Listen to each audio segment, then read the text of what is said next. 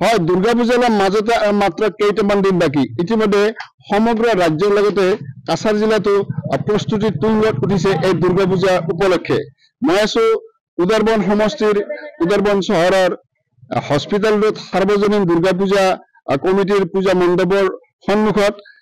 এইবাৰ এই উদাৰবন্দৰ সাৰ্বজনীন দুৰ্গা পূজা কমিটিয়ে বৃন্দাবন প্ৰেম মন্দিৰৰ আৰ্হিত নিৰ্মাণ কৰিছে সু উচ্চ মন্দিৰ, য'ত দীৰ্ঘ আৰু প্ৰস্থ ৭৮ ফুটকৈ আছে। আৰু এই মন্দিৰৰ লগতে ইয়াতে গঢ়ি তোলা হৈছে এখন সু দীৰ্ঘ সেতু অৰ্থাৎ ব্ৰিজ। এই ব্ৰিজেৰে যিসকল পূজা চাবলৈ দৰ্শনাৰ্থী আহিব তেওঁলোকক এই ব্ৰিজৰ জৰিয়তে পূজা মণ্ডপত প্ৰৱেশ কৰাৰ ব্যৱস্থা কৰা হৈছে। আৰু লগতে আছে এটি সু উচ্চ টাৱাৰ। এই টাৱাৰো ইয়াত চাবলৈ পাব দৰ্শনাৰ্থীসকলে।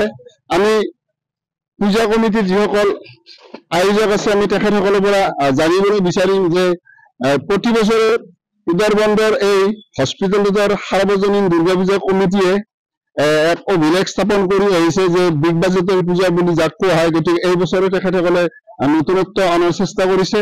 এই মুহূৰ্তত মোৰ লগত আছে পূজা কমিটিৰ আয়োজকসকল। দাদা, আপোনালোকৰ মন্দিৰটো এবাৰ কিহৰ আৰ্হিত নিৰ্মাণ কৰিছে আৰু কি কি দৰ্শকসকলে চাব পাব? এই মন্দিরটা আছে বৃন্দাবনের প্রেম মন্দির। প্রেম মন্দিরের আদলে এটা বানানো আছে। ভিতরে আছে এটা হলো একটা পরীর দেশ। আর পুরো প্রতিমাটা থাকবে হলো বুতম দিয়ে, ষাটের বুতম, যেটা এই বুতম দিয়ে বানানো থাকবে প্রতিমাটা। আর এখানে একটা সুবিশাল ব্রিজ দেখতে পাচ্ছেন। ব্রিজের মাঝে একটা টাওয়ার আছে। এই টাওয়ারের মধ্যে দিয়ে যাওয়ার পরে একটা মিউজিয়াম পাওয়া যাবে। এই মিউজিয়ামেতে কৃষ্ণর যেগুলো লীলা আছে লীলাগুলো দেখানো হবে।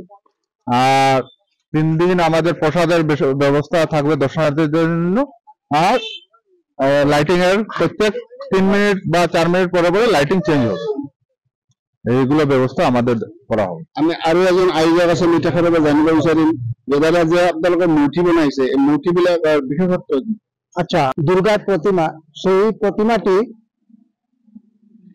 প্রতিমাটি বিশেষত্ব হলো যে দুর্গার 56 ফিট হাইট লেন্থ এবং ডেপথ আছে আপনার 22/28 এবং সেখানে ভিতরে থাকবে একটা পরীর দেশ। সেই পরীর দেশে যে আমাদের বৃন্দাবনের যে প্রেম মন্দির, সেই প্রেম মন্দিরের আদলের ভিতরেই যে এটা আছে সেটাই এখানে আমরা সেটা প্রদর্শনী করতে চলছি। এবং দর্শনার্থীরা যারা যাবেন আমাদের এই ব্রিজের উপর দিয়ে যেতে পারেন এবং এখানে জেনারেল একটা লাইন আছে, সেই জেনারেল লাইনের মধ্যে দর্শনার্থী যেতে পারবেন। এবং যারা সাময়িক যারা ফিজিক্যাল হ্যান্ডিক্যাপ আছেন সেটারও একটা আমরা সুব্যবস্থা আছে।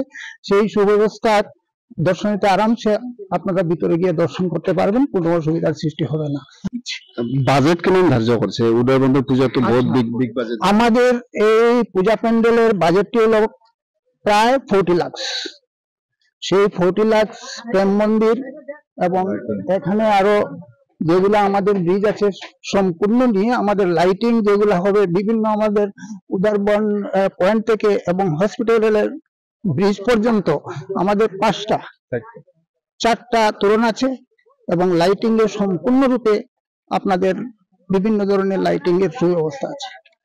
আছিল উদারবন হস্পিটাল রোড পূজা কমিটিৰ আয়োজকসকলৰ এয়া বক্তব্য যে বিগ বাজেট বুলি ক'ব লাগিব, কাৰণ 40 লাখ টকাৰে তেখেতসকলে এবাৰ পূজা মণ্ডপ নিৰ্মাণ কৰিছে বা আনুষ্ঠানিক যিখিনি খৰচ লাগিব যাৱতীয় তাৰ বাজেট ধাৰ্য কৰা আছে প্ৰায় 40 লাখ টকা।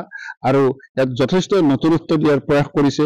আৰু এইবেলিও প্ৰতি বছৰৰ দৰে উদাৰবন্দৰ এই সাৰ্বজনীন দুৰ্গা পূজা কমিটিয়ে এক নতুনত্ব দিব আৰু দৰ্শকসকলক এক নতুন আমেজ দিব বুলি আশা কৰা হৈছে। গতিকে এতিয়াৰ পৰাই তেখেতসকলৰ পূজাৰ প্ৰস্তুতি তীব্ৰ গতিত চলিছে আৰু চতুৰ্থীৰ দিনা এই পূজা মুকলি কৰিব বুলি আমি জানিব পাৰিছো। গতিকে বৰাক উপত্যকাৰ ভিতৰত উল্লেখযোগ্য এই উদাৰবন হস্পিটেল ৰোডৰ পূজা কমিটি এবাৰ নতুনত্ব যে দিব সেয়া প্ৰায় নিশ্চিত।